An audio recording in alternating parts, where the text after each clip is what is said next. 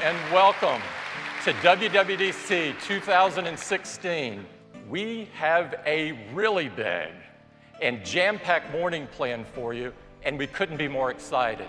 We now have 2 million apps on the App Store. We're going to talk to you about 4 Apple platforms: watchOS, tvOS, OS X, iOS. So I am really excited to talk with you about watchOS and show you some of what's ahead. Your app should actually respond instantly. Are you guys ready? Okay, don't blink. That's it. You can just press the side button below the crown to show what we call the dock. You can choose which apps go here, and you can quickly scroll through them. With the watch face now, we've added Control Center. You just swipe up from the bottom, just like on iOS, and very familiar. So now when you receive a message, you can see the ways to respond right there. With Scribble, you have a new way to respond just by writing what you like on the screen, and you can just quickly draw the letters for your message right there, like writing something like Starbucks. You can see the letters go right on top of each other. And we're adding a new watch face specifically for that called Activity. We've also added a really simple new face that we call numerals. You can now just swipe to switch to the face you'd like to use. And we're going to be able to help with that with SOS on the watch, and we're going to make it easy to call for help. To activate it, you just press and hold the side button.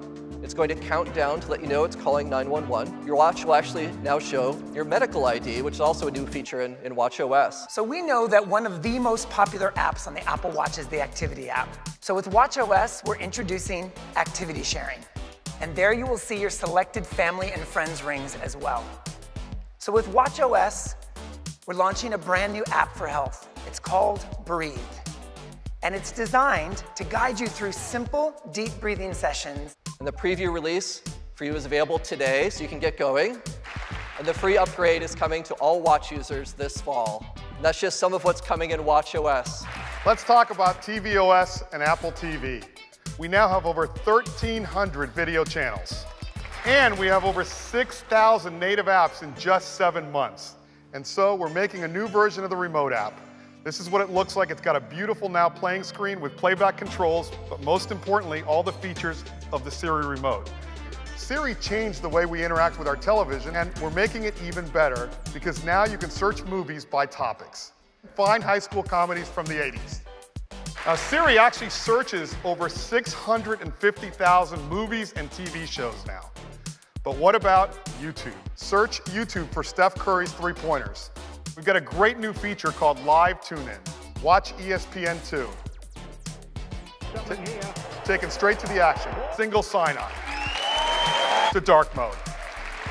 And all of you will get a developer preview today, and our customers will get it this fall. The name of the world's most advanced desktop operating system is now macOS. Our latest, newest OS X is macOS Sierra. Auto unlock, like this. And we're in universal clipboard. But what if when you were on even your iPhone and you found some text and you just went to copy it, that when you then went to your Mac, well, you could just paste it right in. So let's make our desktop available on our other Macs as well, and have those files be available to us on the go on our iPhones. Next up, optimize storage. First, it helps you make room for the files, your new files, by keeping your older ones up in the cloud. But we also want to make it easy for you to get rid of files you'll never use again. We turned on all the switches for optimized storage, and we went from 20 gigs free to 150 gigs free. We're bringing Apple Pay to the web. When you click it, a sheet comes down and actually prompts you to securely authenticate your purchase using continuity right on your iPhone with Touch ID. Picture-in-picture.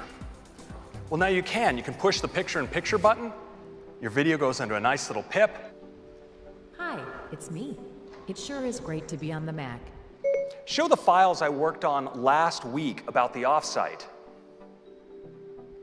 Have I ever told you your filing is so stylin'? Sierra is available to you developers in developer preview form today, and we're doing a public beta in July. You can sign up now at beta.apple.com, and it'll be available to everyone else in the fall across all of these systems. I'm pleased to introduce iOS 10. In iOS 10, we've redesigned the experience of the lock screen.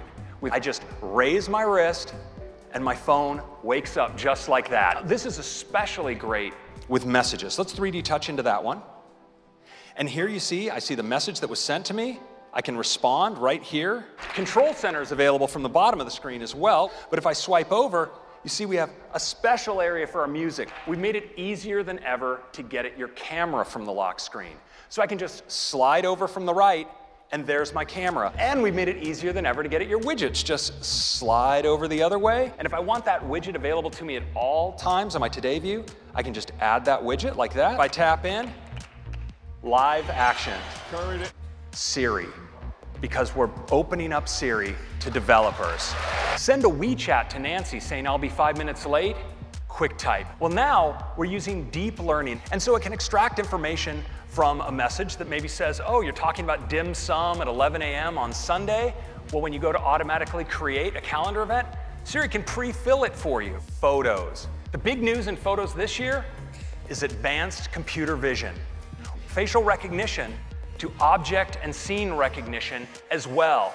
We can bring forward things like trips. We can figure out that you might want to see photos of a highlight reel of the last weekend, or we can bring forward memories of people that are special to you and topics. Most important, we pull these together into an intuitive user interface. Let's get started with Maps. It's more proactive. So you slide up from the bottom and you can see suggestions. Maps knows that usually at this time I usually go to work. Now we're applying all of these new designs to navigation as well. And we give you quick controls to let you see route details. So now you can even look and see on your route where food or gas stations are, and Maps will tell you how much longer it'll take if you go to any one of those. Music. So today, we've got an all-new Apple Music redesigned from the ground up. And now, their lyrics. So come on, we're gonna rap. Let's go. Let's talk about news. It starts with an all-new design. That's why we're introducing subscriptions. Now, on to number 8, and it's HomeKit. We're building on the HomeKit framework with a great new app we call Home. When you launch the Home app, you get to see your own personalized wallpaper and all of your accessories, no matter who they're made by, and you can control them so easily. Number 9, phone. So now you can actually get voicemail transcription of your number 10, and this one's a doozy. It's messages, because now we have rich links. And it's especially awesome when you get shared with things like video, because they can play right in line. You know, people really love emoji, and now we've made them 3 times bigger. And to help you always reach for the right emoji, we're providing emoji predictions as you type. When you tap on the emoji button, we'll highlight all the emojifiable words there, and you can just tap, tap, tap, tap, and emojify. We have bubble effects. So if you want to say it loud, you can say it loud. You know, sometimes you want to get across something personal. And invisible ink gives you the way to do that. So you can just slide your finger across the bubble and clear away. And so now we support handwritten messages. Think handwriting bubbles. And you see when it comes across, the care there is the ink just settles in. And of course we support digital touch as well, so you can send these very lively sketches. And sometimes what you say really deserves using the whole screen. So now messages can do that as well. And so we're opening up messages to developers as well with iMessage apps. With iMessage apps, iMessage has an app drawer. All of you developers can get the developer preview today. And again, we're doing a public beta this July, and iOS 10 will be available to all of our users this fall. Swift is a powerful and intuitive programming language, so today we're introducing a new app for iPad. We call it Swift Playgrounds, and they'll be able to do it right on their iPad. So we're releasing it with the developer preview today.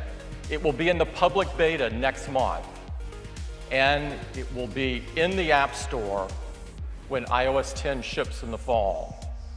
What a great morning. Thank you very much and have a fantastic week.